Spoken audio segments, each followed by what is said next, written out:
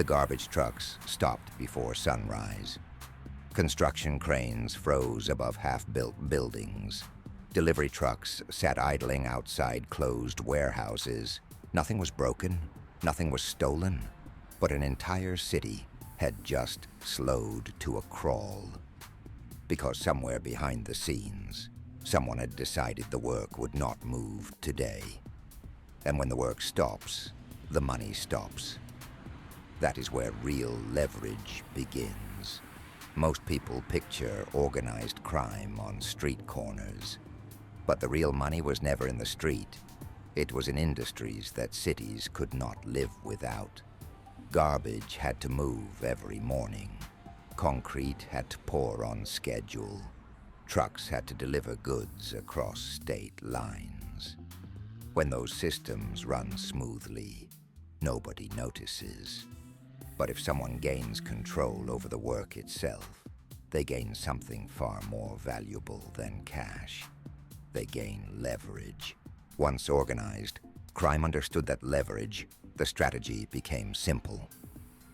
Do not rob the business. Control the system that decides who works. If a construction company refuses to cooperate, the workers do not show up.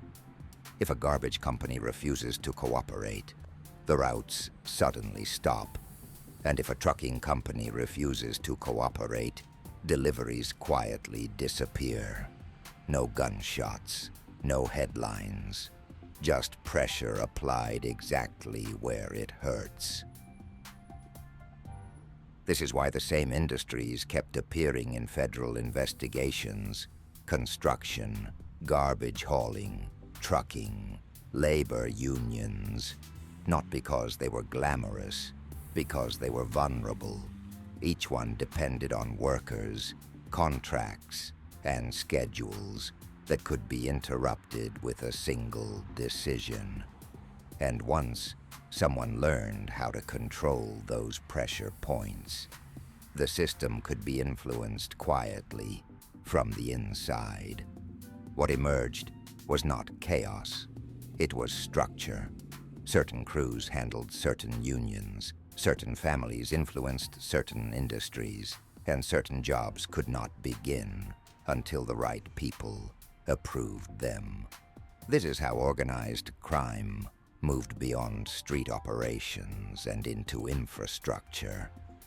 Because when you control the work itself, you do not just collect money. You control the pace of an entire industry. Before we break this system down, take a second to like the video and subscribe to the channel. Street Guys looks at how power actually works behind the scenes. The structures, the leverage, and the systems most people never notice. If that kind of analysis interests you, stay with us. Now let's start with why certain industries became the perfect targets. Chapter 1. The perfect industries. Not every industry is vulnerable to outside control. Some businesses can replace workers quickly. Others can move their operations somewhere else. But construction, garbage hauling, and trucking operate differently. They depend on tightly coordinated labor, strict schedules, and permits that cannot be delayed for long. If workers refuse to show up, entire projects stall.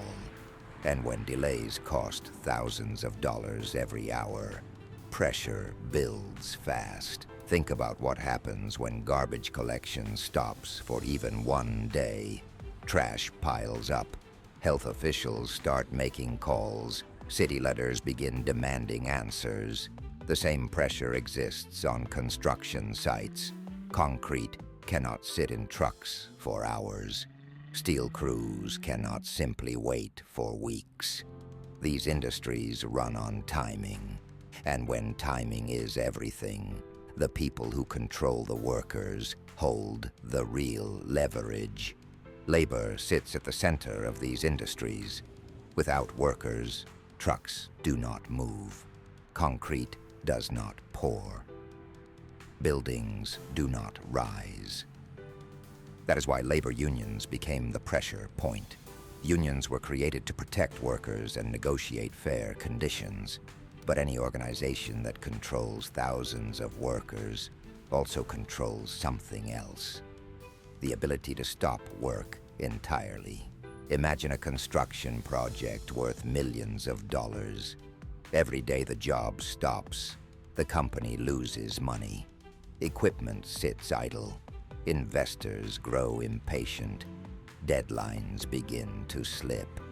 Now imagine someone who can quietly influence whether the workers arrive that morning. They do not need to threaten the company directly. All they need is access to the system that controls the labor. Construction was especially vulnerable because projects move in stages. Concrete crews come first, then steel workers, then electricians and plumbers. If even one group stops working, the entire schedule collapses. A single delay can ripple through dozens of contractors and millions of dollars in financing. That kind of pressure makes companies willing to negotiate with whoever can keep the work moving. Garbage hauling created a different kind of leverage. Cities cannot allow waste to sit in the streets for long. Within days, the problem becomes public and political. Health concerns grow, businesses complain, residents demand action. A disrupted garbage route is not just an inconvenience. It becomes a citywide emergency almost immediately. And that urgency makes the industry extremely sensitive to control. Trucking added another layer of vulnerability.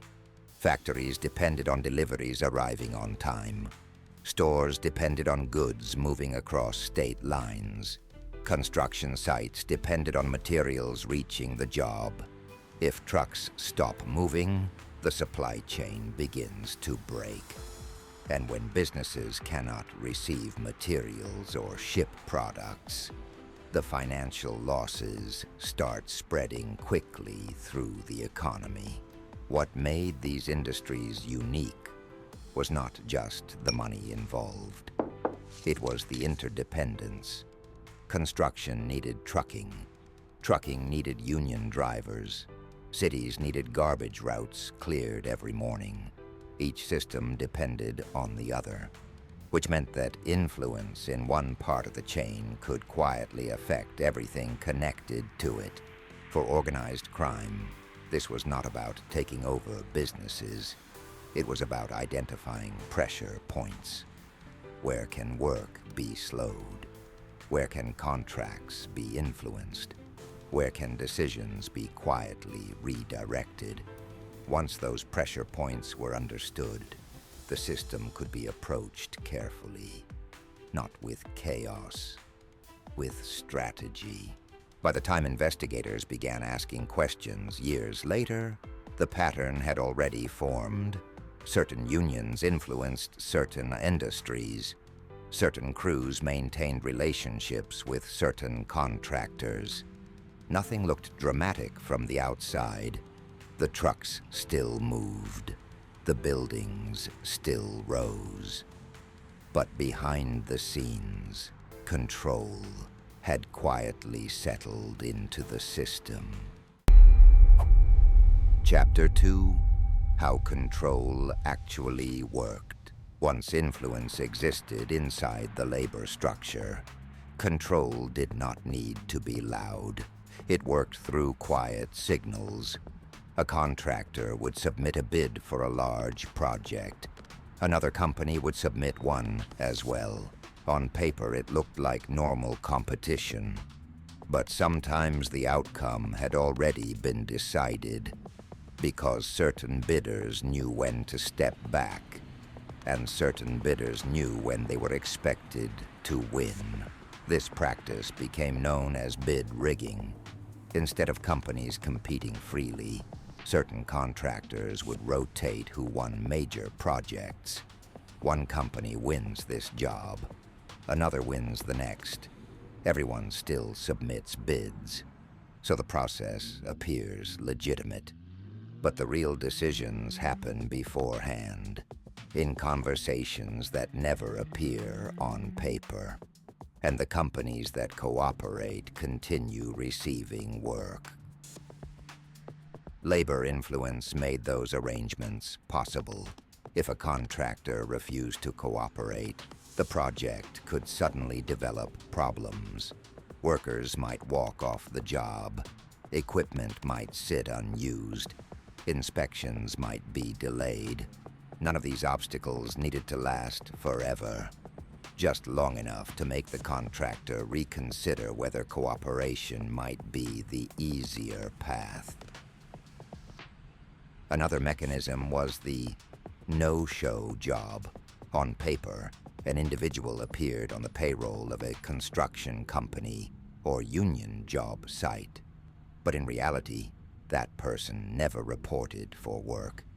The paycheck still arrived every week. These positions allowed money to move quietly through legitimate businesses, while the actual work continued around them. There were also no-work jobs. Unlike no-show jobs, the person actually appeared at the site. They checked in, they stood around, they watched the crews work, but they did not perform any real labor. Their presence served another purpose: maintaining relationships, observing activity, and reminding everyone that certain interests were connected to the project.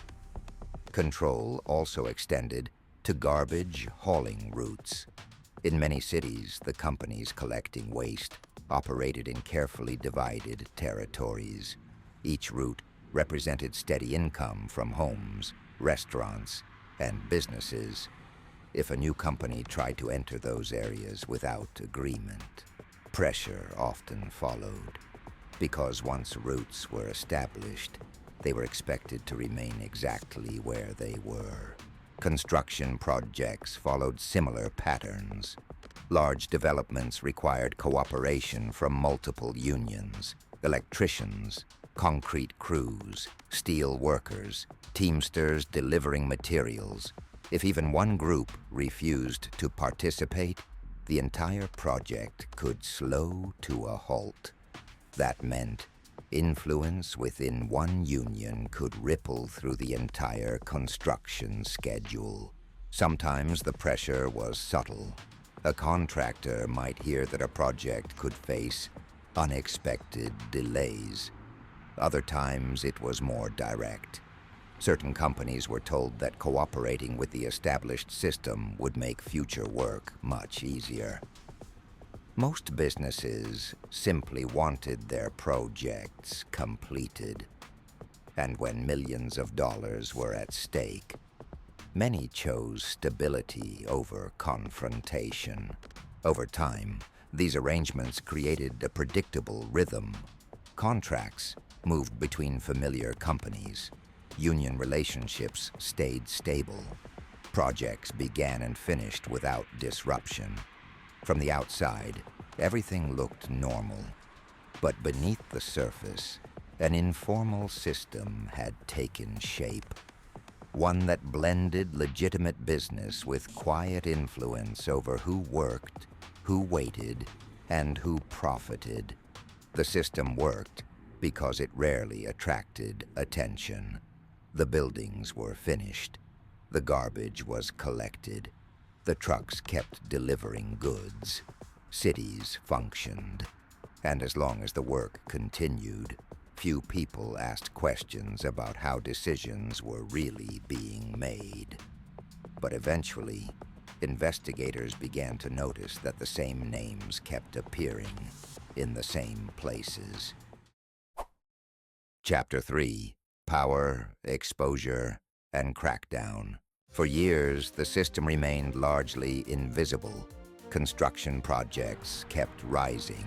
Garbage trucks kept rolling through city streets. Union halls continued negotiating contracts. On the surface, everything looked like ordinary business, but investigators studying organized crime began to notice patterns. The same contractors winning certain jobs, the same unions appearing in multiple investigations, and slowly, the system started coming into focus. Investigators began mapping relationships, union officials, construction contractors, waste hauling companies. At first, the connections looked scattered, but as more evidence surfaced, a pattern appeared. Certain industries were not just experiencing isolated corruption. They were operating inside a structure, one where influence moved through labor agreements, contracts, and long-standing relationships that quietly shaped who did business and who did not. The real challenge for investigators was proving coordination. Influence was rarely written down. Decisions were made through conversations, not contracts. A contractor might simply understand which jobs were not worth pursuing. A union leader might suggest when a project should slow down. Individually, these actions looked ordinary, but together they formed a pattern of control that was difficult to expose. Federal prosecutors eventually developed a new strategy. Instead of chasing individual crimes, they began targeting the entire system. Racketeering laws allowed investigators to connect separate acts into a larger pattern of organized activity. Suddenly, meetings, financial records, and witness testimony could be combined to show how influence operated across industries rather than inside a single job site. Those cases relied heavily on insiders. Former participants who understood how the system worked began describing the arrangements in detail. They explained bid rotations. They described no-show jobs. They outlined how union leverage could quietly halt entire projects. For the first time, investigators were hearing how influence moved through the industries from people who had seen it from the inside. Courtrooms soon filled with records that once stayed hidden.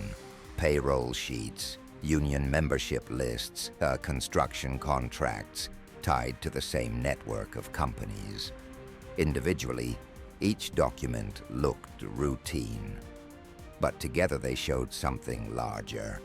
A system where legitimate industries had been influenced through coordinated pressure applied quietly across multiple job sites and businesses. As investigations expanded, the pressure began to reach the top of several organizations. Union leaders faced scrutiny. Contractors faced subpoenas. Waste hauling companies faced new oversight. For industries that had operated through informal agreements for years, the attention created instability. Practices that once happened quietly now carried legal consequences that could not be ignored. The shift did not happen overnight. Many of these systems had developed slowly over decades. Breaking them apart required years of investigations, court cases, and new regulations designed to monitor industries that once operated with little outside oversight. But as those cases progressed, the quiet influence that once shaped contracts and labor agreements began losing its grip. Even as enforcement increased, the legacy of that influence remained visible. Construction companies became more cautious about bidding practices. Waste hauling contracts received greater scrutiny. Union leadership faced tighter oversight. The industries themselves did not disappear, but the informal systems that once guided many of their decisions became far harder to maintain under constant investigation. What remains today is a reminder of how quietly power can grow inside ordinary systems. The streets still need garbage collected. Buildings still rise from concrete foundations. Trucks still move goods across the country. Those industries continue operating every day. But the history behind them shows how control can develop slowly, hidden inside the routines that keep cities running. What made this system powerful was not violence. It was patience.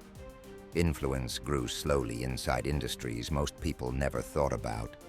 Garbage routes, trucking schedules, construction contracts. Day by day, decision by decision, control moved quietly through the structure of work itself. Because when someone can influence who works, when they work, and where they work, they are influencing far more than a single job. For years, the system survived because everything still appeared to function. The garbage was collected, the buildings were finished, the trucks delivered their cargo. From the outside, the industries looked ordinary. But beneath that routine was a reminder that power often hides inside the systems people rely on every day. Systems most of us rarely stop to question. When investigators finally began untangling those systems, they were not just exposing individual crimes. They were revealing how leverage can reshape entire industries. Because control does not always announce itself loudly. Sometimes it moves quietly through relationships, contracts, and decisions that look ordinary on the surface but carry far greater influence underneath. Stories like this are not really about crime alone. They are about systems, how power forms, how it spreads, and how difficult it can be to remove once it becomes part of everyday operations. Understanding those systems helps explain not only how they once worked, but why they lasted as long as they did. If this breakdown makes sense to you, the full analysis continues in the resources linked below. These stories are not about glorifying crime. They are about understanding how power, structure, and influence operate behind the scenes of systems most people never notice. If you want more documentaries exploring how these structures worked, follow the channel and return for the next episode of Street Guys.